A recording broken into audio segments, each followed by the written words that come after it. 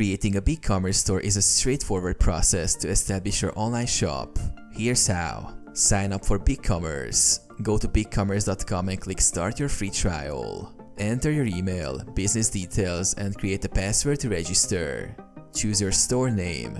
Configure store settings. Access the BigCommerce dashboard. Set your store preferences, including currency, language, and tax settings. Navigate to store settings to configure shipping, payment gateways, and tax rules.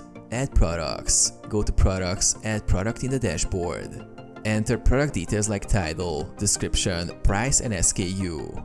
Upload product images and set categories for easy navigation. Customize store design. Choose a theme from the theme marketplace. Use the page builder to customize your storefront by dragging and dropping elements.